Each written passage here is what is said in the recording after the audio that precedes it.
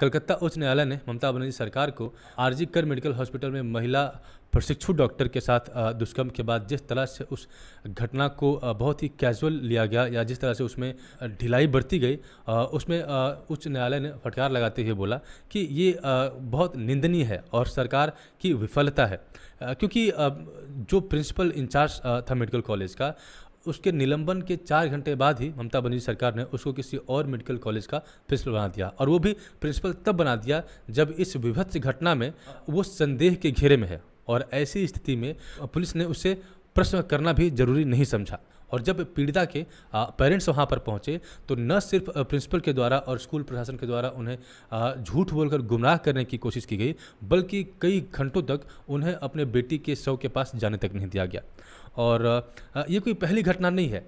एक और संदेश खाली में एक घटना घटी थी जिसमें ममता बनर्जी सरकार और पुलिस प्रशासन दोनों ने उस घटना में भरपूर कोशिश की कि दोषियों को वो बचा लें। और एक घटना में जहाँ पे सामूहिक दुष्कर्म पीड़ित महिला को ही ममता बनर्जी ने दोषी करार दे दिया। तो मेरे ये बात समझ में नहीं आती कि एक महिला मुख्यमंत्री होने के बावजूद भी जब महिलाओं के साथ इस तरह का जघन्य अपराध होता है तो ममता बनर्जी इसके ऊपर इस संवेदनहीनता क्यों दिखाती हैं। और एक और चीज़ प्रश्न के घेरे में है कि जब कोई भी घटना कहीं पे घटती है तो जो विपक्षी दलों का जो रवैया होता है वो बहुत ही क्वेश्चनेबल होता है। और इसके पीछे मेरा लॉजिक ये है कि अब राहुल गांधी का किसी घटना के ऊपर क्या स्टेटमेंट है, अखिलेश यादव का किसी घटना के ऊपर क्या स्टेटमेंट है, या अन्य दलों का उस घटना के ऊपर क्या इंसिडेंट है, ये इस बात से तय होता है कि वो अपराध कहाँ हुआ है। अगर अपराध बीजेपी शासित प्रदेशों में हुआ है तो उसके ऊपर सबकी आवाज़ बुलंद होती है, लेकिन वही अपराध अगर बंगाल में हो जाए तो सभी चुप्पी साध लेते हैं।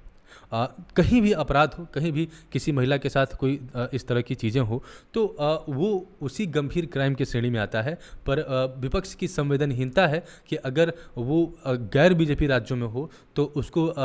ये जो विपक्ष की पार्टियां हैं उसको उतने गंभीर अपराध की श्रेणी में नहीं रखती हैं, और वही अगर वैसी घटना अगर बीजेपी शासित राज्यों में हो जाए तो उसको वो जघन्य अपराध मानती हैं। पार्लियामेंट में कोई भी बहस हो, कोई भी सेशन हो, लेकिन हर सेशन में सिर्फ एक मुद्दा बार बार इंट्रोड्यूस किया गया और वो था मणिपुर की घटना। लेकिन इस मुद्दे पे विपक्ष आखिर शांत क्यों है, और क्यों ममता बनर्जी बार बार इस तरह की संवेदनहीनता दिखाती हैं, और उसके बावजूद भी उनके ऊपर ये विपक्षी पार्टियां कभी भी प्रश्न नहीं उठाती। और अगर प्रश्न उठाने की बात की जाए तो अब और किस तरह से आप प्रश्न उठा सकते हैं। स्वयं उच्च न्यायालय ने, कलकत्ता उच्च न्यायालय ने उनके कार्यप्रणाली को लेकर, उनके रवैये को लेकर आपत्ति जताई है और पूरे मामले को सीबीआई को रेफर किया गया है। तो जहां पे सीधे सीधे उच्च न्यायालय ने ये आरोप लगा दिया कि सरकार की तरफ से जो रवैया अपनाया गया है वो उचित नहीं है, वो ठीक नहीं है, उसके बावजूद भी जो विपक्ष की पार्टियां हैं वो फिर भी ममता बनर्जी के ऊपर प्रश्न नहीं उठा पा रही हैं। तो मुझे लगता है कि जिस दौर में हम प्रवेश कर चुके हैं, ये 21वीं सदी है, यहाँ पे हर एक युवा, हर एक व्यक्ति इंफॉर्मेशन टेक्नोलॉजी और मोबाइल के दौर में जी रहा है और हर घटना को वो सीधे समझ पाता है, देख पाता है। ऐसी स्थिति में किसी को बरगला पाना और इस तरह की ओछी राजनीति करना, इस तरह की ओछी पॉलिटिक्स करना कहीं से भी किसी पार्टी को सूट नहीं करने वाला है। और यही कारण है कि आज अगर कहीं भी घटना घटती है तो मुझे ऐसा लगता है कि विपक्ष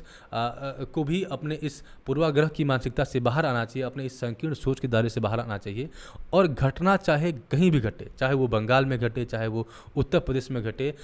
सबको यूनाइटेड होके उसको एक अपराध की तरह, एक क्राइम की तरह देखना चाहिए और सबको यूनाइटेड होकर इसमें न्याय की मांग करनी चाहिए। अभी बंगाल में जो घटना घटी है उसके ऊपर दोषियों पर कार्रवाई करने की जगह ममता बनर्जी रोड पे धरना प्रदर्शन कर रही हैं। ये सस्ती राजनीति के अलावा कुछ और नहीं, क्योंकि जहाँ पे आपके प्रशासन के द्वारा प्रिंसिपल से क्वेश्चन नहीं किया गया, जहाँ पर पेरेंट्स के साथ भी दुर्व्यवहार किया गया, उनको अपनी बेटी के शव के पास घंटों तक जाने नहीं दिया गया, और प्रिंसिपल को निलंबन के 4 घंटे के बाद ही किसी दूसरे मेडिकल कॉलेज का प्रिंसिपल बना दिया गया, और वो भी तब जब वो संदिग्ध के घेरे में है। ये सारी चीज़ें सामने हैं और उसके बावजूद भी आप धरना प्रदर्शन कर रही हैं। और धरना प्रदर्शन किसके खिलाफ कर रही हैं?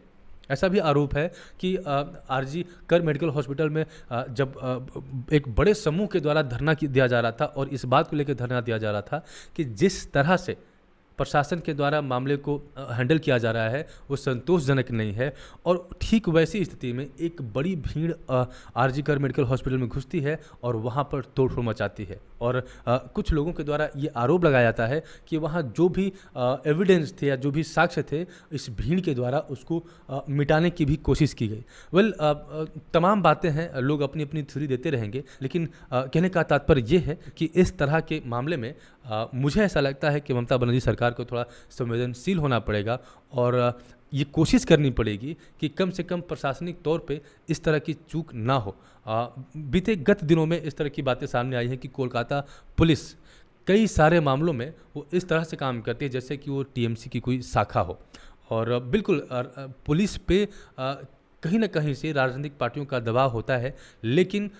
एकदम एक तरफा किसी पार्टी के कार्यकर्ता की तरह, किसी पार्टी के शाखा की तरह कार्य करना भी कहीं से इस लोकतांत्रिक प्रणाली में उचित नहीं है। और माननीय उच्च न्यायालय का सही समय पे इंटरवेंशन हुआ और उम्मीद है कि चीज़ें बेहतर होंगी। लेकिन मेरे सभी युवा साथियों से यही आग्रह है कि आज हम ऐसी घटनाओं को जब देखते हैं तो हमें पॉलिटिक्स से ऊपर हटकर इसको निष्पक्ष तौर पे देखना पड़ेगा। ऐसा नहीं है कि अगर कोई मणिपुर में घटना होती है उसके लिए आवाज़ को बुलंद किया जाएगा, हर तरह से पार्टी को घेरा जाएगा, और अगर बंगाल में घटना होती है तो उस पर आँखें बंद कर ली जाएँ। और अगर ऐसा किया जाता है तो आज का युवा जागा हुआ है और उसको हर एक बात समझ में आती है। इसी बात के साथ आरजी कर मेडिकल हॉस्पिटल की जो घटना है उसकी निंदा करते हुए मैं एक युवा के तौर पे ये मांग करता हूँ कि इसके पीछे जो भी दोषी हैं जल्दी से जल्दी जांच की प्रक्रिया पूर्ण की जाए और इसके पीछे दोषियों को जल्दी से जल्दी सज़ा दी जाए ताकि ये एक एग्जाम्पल बने। और साथ ही साथ इस तरह की कानून व्यवस्था को भी मजबूत करना पड़ेगा ताकि जो मेडिकल हॉस्पिटल के जो फीमेल डॉक्टर्स हैं, महिला प्रशिक्षु डॉक्टर्स हैं, कम से कम उनको एक सुरक्षा मिल पाए। इस वीडियो में सिर्फ इतना ही। मिलते हैं आपसे अगली वीडियो में, तब तक के लिए नमस्कार।